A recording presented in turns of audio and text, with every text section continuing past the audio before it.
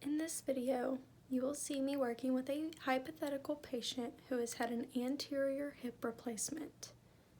I have gone over all hip precautions with this patient to where the patient understands that she is not allowed to have any excessive hip extension, hip abduction, and hip external rotation. You will see me perform goniometry on the hip and knee, and you will also see me do a manual muscle test for the hip and knee as well.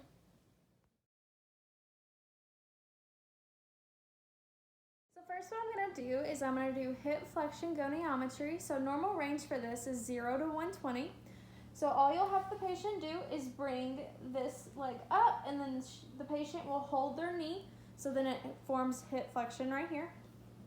The fulcrum or axis of the goniometer will go over the greater trochanter. The stationary arm goes towards the, in between the PSIS and the ASIS, so it'll go right in between that midline. And then the movable arm goes right up here to the lateral epicondyle. And also to help find the greater trochanter, you can also have the patient move their leg in and out just a little bit, and then wherever the greater trochanter is, it'll push into your hand.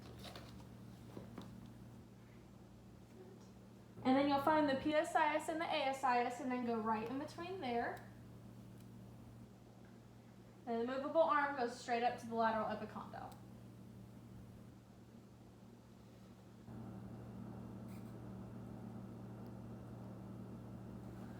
Okay, and then for this measurement, you'll read the numbers that are on the outside, that are the black numbers. So she has a hip flexion of about 125 degrees.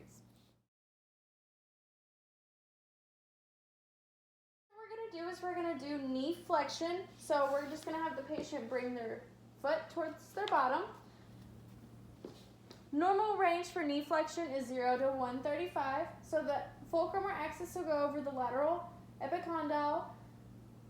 The movable arm will go down towards the lateral malleolus, and then the stationary arm goes towards the greater trochanter.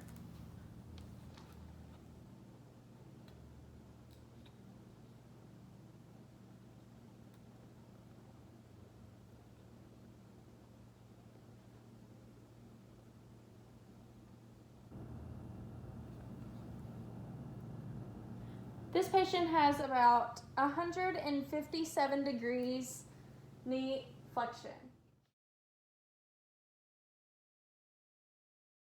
What we're going to do is we're going to measure knee extension. So you'll want the ankle up on a bolster or like a towel roll or something, so it makes the knee flat. And then you're going to do the same landmarks that you did for knee extension. So the fulcrum or axis is going to go over the lateral epicondyle. The stationary arm is going to go up towards the greater trochanter, and then the movable arm will go down towards the lateral malleolus. And for this one, it's important that you do not press the round part of the goniometer against the patient's leg, because it will mess with your results.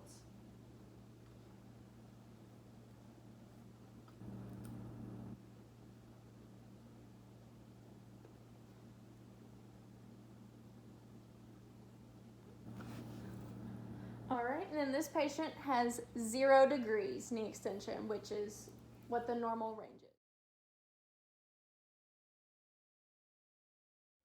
is.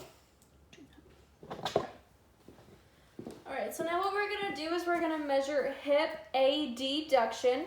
So first what you're gonna have to do is have the patient move their non-injured leg out to the side so it's not in the way. And then the injured leg is gonna come over as far as it can with keeping the hips in line. So what you're going to do for this is the fulcrum is going to go over the ASIS part of the injured leg. And then the stationary arm is going to go over the other ASIS. And then the movable arm is going to go right through the middle of the patella.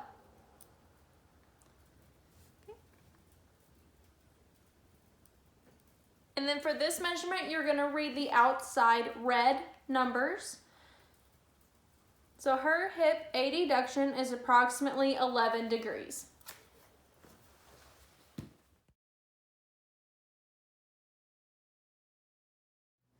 Okay, so now what we're going to do is we're going to do hip internal rotation. So for this patient, since she had an anterior hip replacement, I don't want to put her in prone. So you can do the alternative way to measurement and have them seated on the edge of a table, not preferably on the edge of a counter. So what you're going to do is the fulcrum or axis of the goniometer is going to go right over the anterior part of the patella. The stationary arm is going to go perpendicular to like the table, so it can either go down or you can have it up. I prefer it up. And then the movable arm is going to go right in line with the middle between the two malleoli. All right. So all you're going to do is have the patient move their leg like this and then hold it.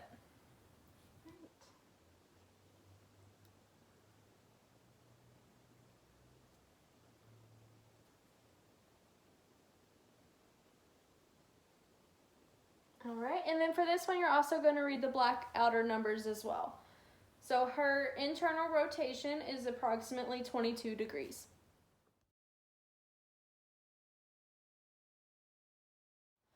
Okay, so now what we're going to do is we're going to do manual muscle testing of the hip internal rotation. So what you're going to ask the patient to do is have them go into this motion. So you'll show them the full range and then have them do it. Can you go ahead and do that for me? Okay. So for this one, you're not really stabilizing anything because the table will do that for you because you will need both hands to apply resistance. So you're going to go to the lateral part right above the ankle and then in the inner distal thigh. So what you're going to try to do is push them into external rotation. All right, so Kinsey, whenever I count to 3, you're just going to hold it and don't let me push you down, okay? 1, 2, 3. Hold, hold, hold. All right. So the grade for her hip internal rotation manual muscle test was a 5 out of 5 because she resisted whenever I applied resistance and didn't move.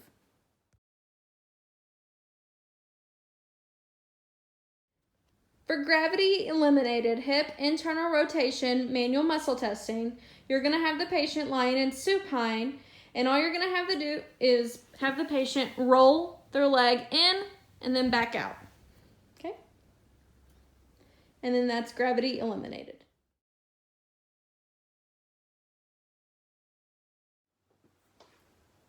To manual muscle test hip flexion, you're going to stabilize the iliac crest and then palpate the iliopsoas. So all you're going to do is have the patient bring their knee up towards their chest and then back down. All right, Kinsey, go ahead and raise that leg up for me. Okay, and then I want you to do it one more time and I want you to hold it there. So then you're going to apply resistance to the distal anterior thigh. All right, Kinsey, don't let me push you down, okay? Hold, hold, hold. Okay, that would be a 5 out of 5 manual muscle test because she did not drop her leg once I applied resistance.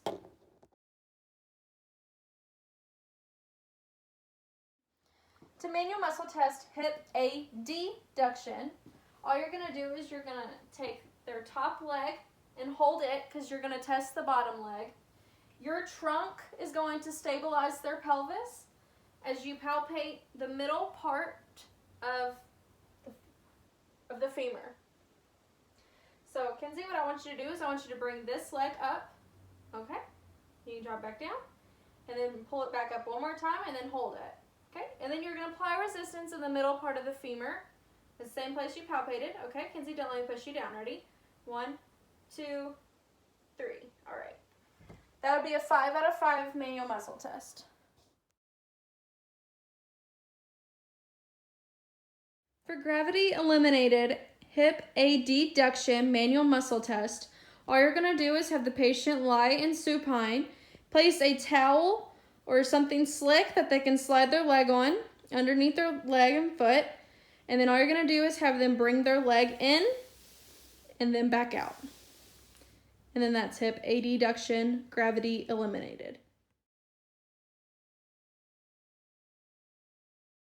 For gravity eliminated manual muscle testing for hip flexion, you will have the patient lying side lying on the test side. So what you're going to do is you're going to lift the upper top leg off so then they can have full range of motion with the bottom one. You'll bend at the knee. And then you're just going to bring the leg up to 90 degrees and then back down. Perfect. Okay, and then that's gravity eliminated manual muscle testing of hip flexion.